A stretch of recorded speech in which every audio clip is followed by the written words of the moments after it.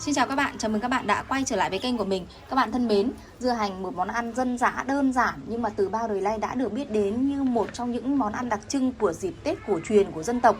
Món ăn này thân quen gần gũi nhưng lại được rất nhiều người yêu thích mỗi khi Tết đến xuân về. Trong video ngày hôm nay mình sẽ mách các bạn cách muối dưa hành cực ngon, đơn giản để các bạn có thể chuẩn bị cho mâm cơm ngày Tết của gia đình mình thêm đầy đủ hương vị các bạn nhé. Bây giờ thì xin mời các bạn cùng theo dõi cách làm của mình.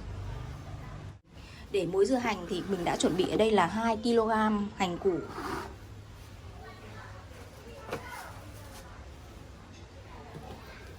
3 củ cà rốt và một ít ớt tươi, đường, muối và giấm. Đây là toàn bộ những nguyên liệu cần chuẩn bị để chúng ta muối dưa hành. Hành thì các bạn nhặt bỏ rễ. Các bạn cứ để hành ở trong chậu nước như này, các bạn nhặt bỏ rễ cho đỡ bị cay mắt.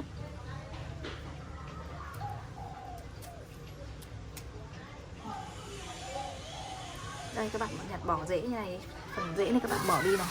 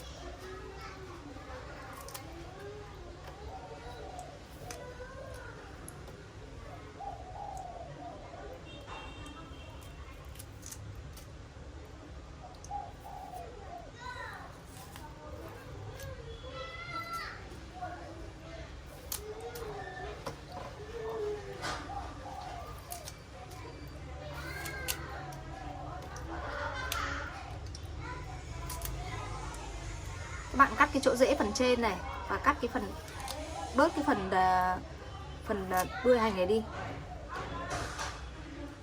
Đấy, các bạn cắt cái đầu rễ và cắt cái phần đuôi hành này đi. Những cái vỏ lụa bên ngoài ấy, nó cũng bị khô thì các bạn bỏ đi nhé.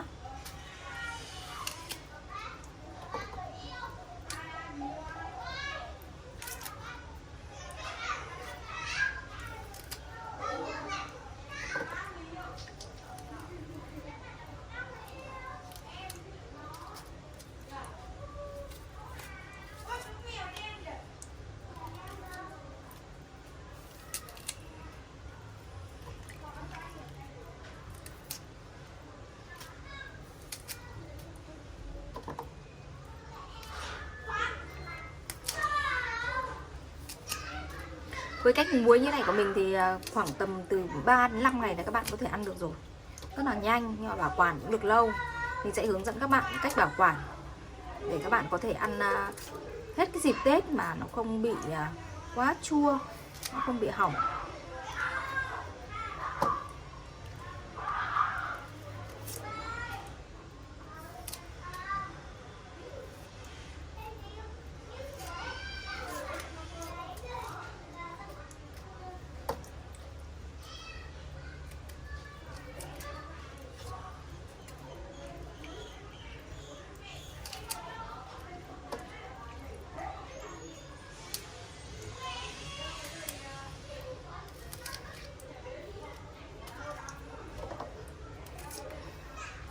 Cách muối hành của mình là ăn được nhanh chứ không phải là muối lâu như cái cách muối truyền thống các bạn nhé. Cách muối này là muối chua ngọt nhưng nó rất là nhanh, nhanh được ăn ấy.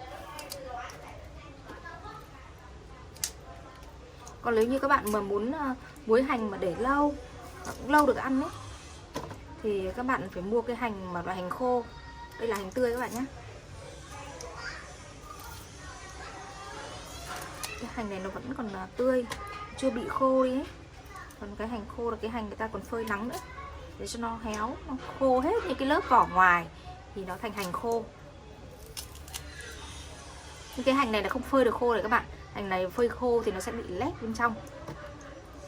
Hành để phơi khô là cái loại hành củ to, củ đã đầy và củ nó già thì mới phơi khô được.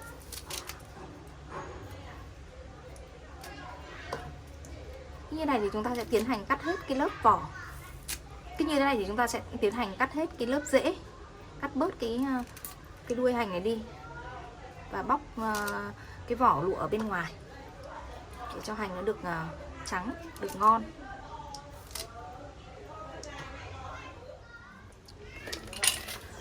Sau khi các bạn đã nhặt sạch hành như thế này rồi thì chúng ta sẽ cho hành vào chậu nước muối để rửa.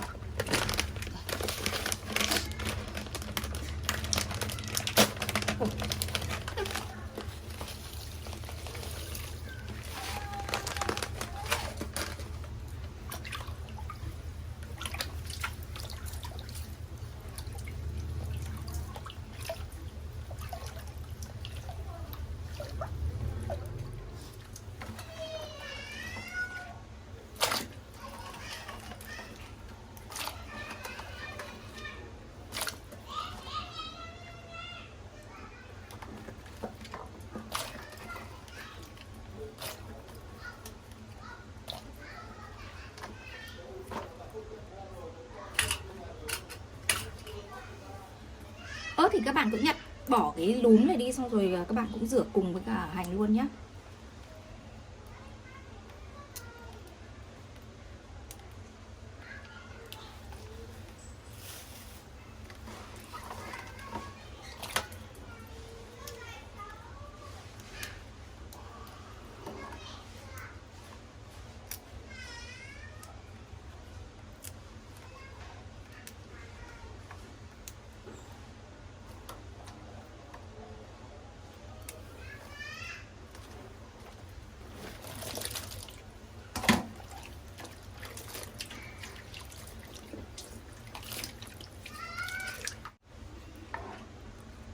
Cà rốt này các bạn cắt cái lúm này đi, lạo sạch vỏ.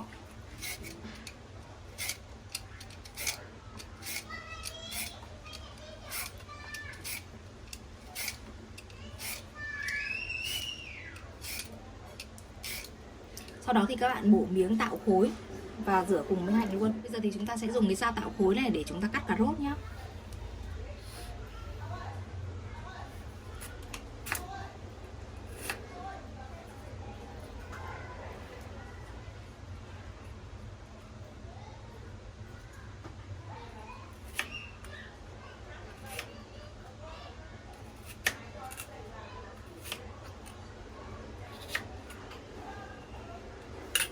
Bởi vì chúng ta muối cùng với hành cho nên chúng ta phải cắt to nhé các bạn.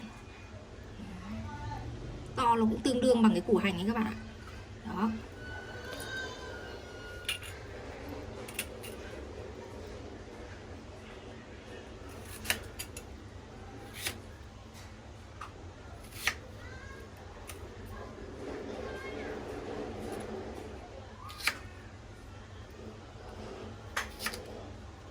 Đó. Bạn cắt to tương đương bằng cái củ hành nhé.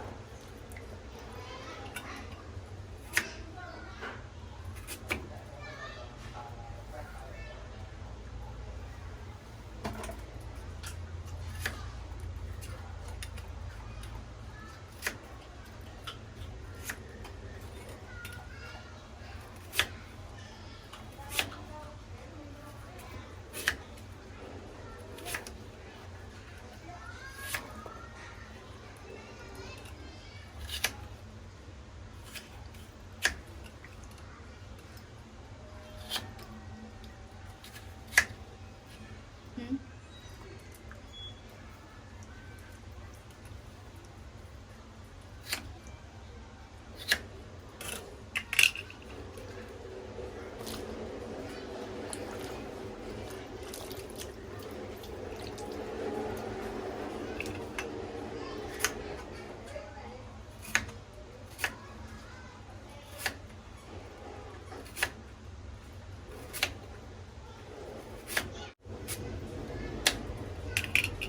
Này, bốc này.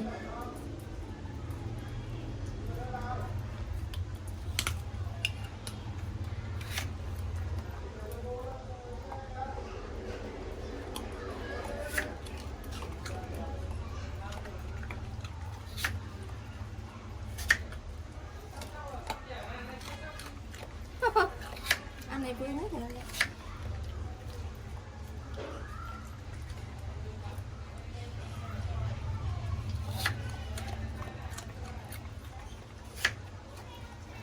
Rồi, tí này cho bóp lớp.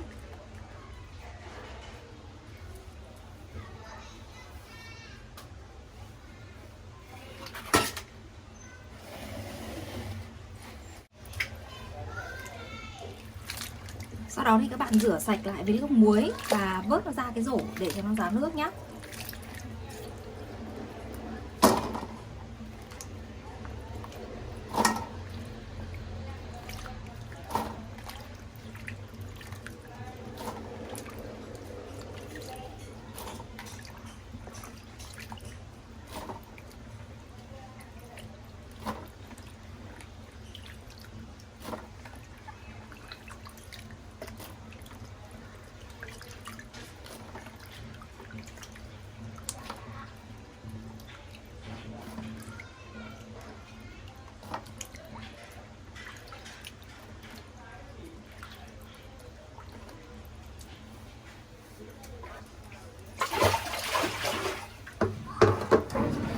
Bây giờ chúng ta sẽ để đây cho nó ráo nước và chúng ta sẽ đi đun nước để muối dưa hành.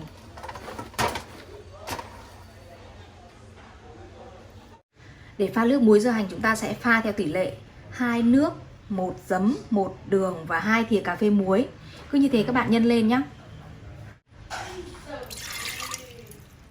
Mình muối 2 cân dưa hành thì mình muối 2 cân dưa hành mình sẽ cho vào đây là 4 bát nước.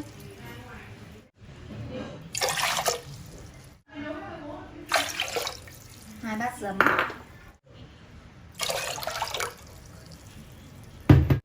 2 bát đường.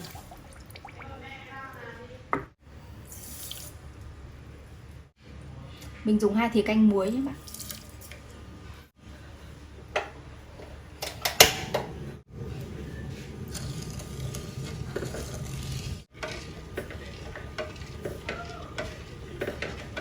Đây là một cái công thức chuẩn nhất để các bạn có thể muối dưa hành chua ngọt được ngon nhé các bạn. Và cũng có thể để được lâu.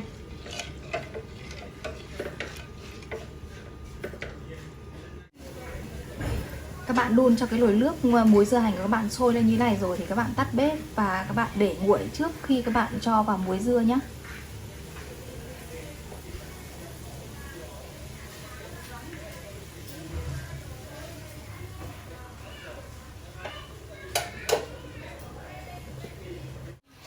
Sau khi rổ hành đã ráo hết nước thì chúng ta sẽ cho hành vào lọ để muối nhé.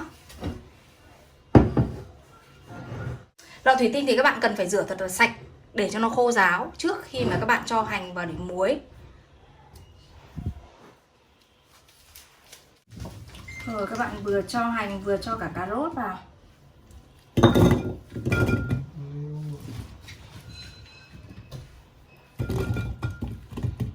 Cho hành, cho cà rốt và cho luôn cả ớt vào nhé.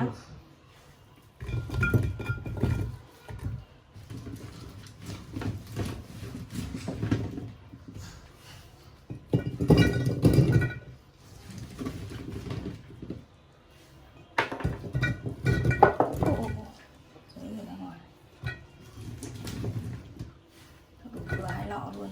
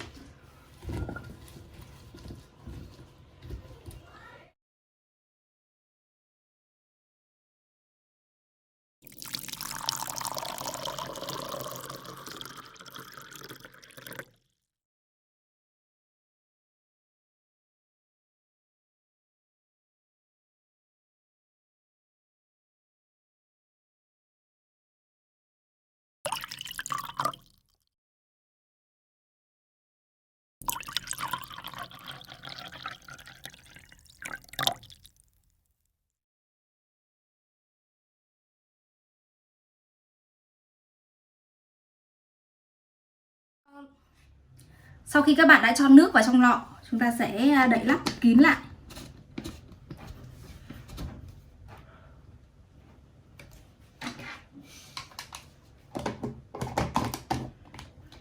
Và để vào một nơi khô mát.